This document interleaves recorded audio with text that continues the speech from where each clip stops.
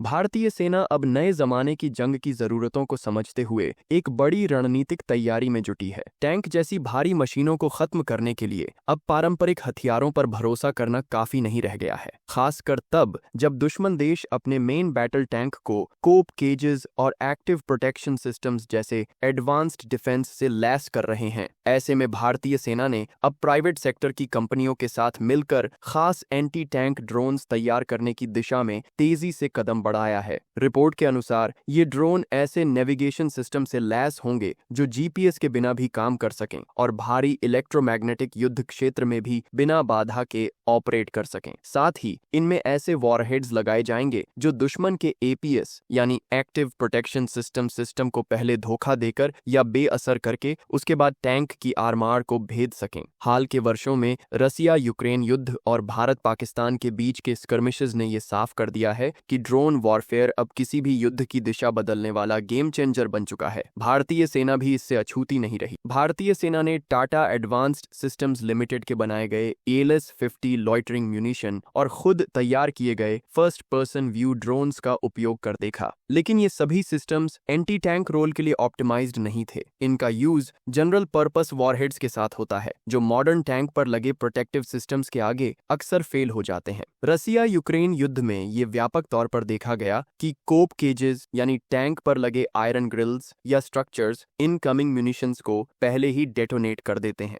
इससे shaped charge warheads जैसे कि एंटी टैंक गाइडेड मिसाइल्स या ड्रोन्स के पेलोड का इम्पैक्ट आरमार तक पहुंचने से पहले ही खत्म हो जाता है। इसके अलावा इजराइल का ट्रैफी या रसिया का एरिना जैसे active protection systems radar guided interceptors के जरिए अप्रोचिंग थ्रेट्स को मिड एयर ही न्यूट्रलाइज कर देते हैं। भारत के पास मौजूद T-90 भीष्म और अर्जुन टैंक भी इन्हीं समस्याओं का सामना कर रहे हैं। ऐसे स्थिति में भारतीय सेना ने ये तय किया है कि अब खास एंटी टैंक ड्रोन कैपेबिलिटी की आवश्यकता है और इसके लिए नए ड्रोन बनाए जा रहे हैं जो कुछ खास टेक्निकल फीचर्स से लैस होंगे। सबसे पहले बात करें जीपीएस इंडिपेंडेंट नेविगेशन की, तो युद्ध के मैदान में अब जीपीएस सिग्नल्स को जैम करना आम बात हो गई है, जैसा कि रसिया यूक्रेन युद्ध में देखा गया। ऐसे में नए ड्रोन ऐसे गाइडेंस सिस्टम से लैस होंगे जो जीपीएस के बिना भी एग्जैक्ट टारगेट को खोजकर हमला कर सकें। इसके लिए inertial navigation system, terrain contour matching या AI based visual navigation techniques का इस्तेमाल किया जाएगा। भारत की नियोस्काई इंडिया लिमिटेड जैसी कंपनियां पहले ही इस टेक्नोलॉजी पर काम कर चुकी हैं। दूसरी बात, ऐसे वॉरहेड्स तैयार किए जा रहे हैं जो एक्टिव प्रोटेक्शन सिस्टम्स और कोप केजेस को बेअसर कर सकें। इसके लिए टैंडम शेप्ड चार्जेस का प्रयोग होगा, जिसमें पहला चार्ज दुश्मन की रिएक्टिव आरएमआर या इंटरसेप्टर को डिसेबल करेगा और दूसरा मेन चार्ज आरएमआर को भेदेगा। साथ ही इलेक्ट्रॉनिक काउंटर मेजर्स या डेकोय सिस्टम्स भी पेलोड में शामिल होंगे ताकि एक्टिव डिफेंस सिस्टम्स कंफ्यूज हो जाएं और वॉरहेड सीधे टारगेट तक पहुंच सके। AI driven automatic target recognition भी इन ड्रोन में मौजूद रहेगा, जिससे ये खुद आर्मर्ड टारगेट्स को बैटलफील्ड में पहचान कर सिलेक्ट कर सकें और बिना ह्यूमन इंटरवेंशन के हमला कर सकें। इससे ऑपरेटर की जान को खतरे में डाले बिना ही प्रिसाइज स्ट्राइक करना आसान हो जाएगा। मार्च 2025 के परीक्षणों में सामने आया कि एक advanced first person view drone की कीमत लगभग 1.5 लाख रुपए है, जो इंपोर्टेड लॉइटरिंग म्यूनिशंस जैसे अमेरिका के स्विचब्लेड या इजराइल के हारूप के मुकाबले काफी सस्ता है। अगर आर्मी बल्क ऑर्डर्स देती है तो ये लागत और भी कम हो सकती है। Tata advanced systems limited, Johnnette technologies, NeoSky और न्यू स्पेस रिसर्च जैसी कंपनियां मिलकर ये सुनिश्चित कर रही हैं कि ये टेक्नोलॉजी न सिर्फ देश में बने बल्कि बड़े पैमाने पर प्रोडक्शन भी हो सके। इससे एक तरफ जहां भारत की इंडिजिनस डिफेंस कैपेबिलिटी बढ़ेगी, वहीं आत्मनिर्भर भारत की दिशा में भी बड़ा कदम साबित होगा। भारत अब एक ऐसे मुकाम की ओर बढ़ रहा है जहां फ्यूचर बैटलफील्ड में उसकी ड्रोन कैपेबिलिटीज दुश्मन के भारी से भारी टैंक को भी न्यूट्रलाइज करने में सक्षम होंगी।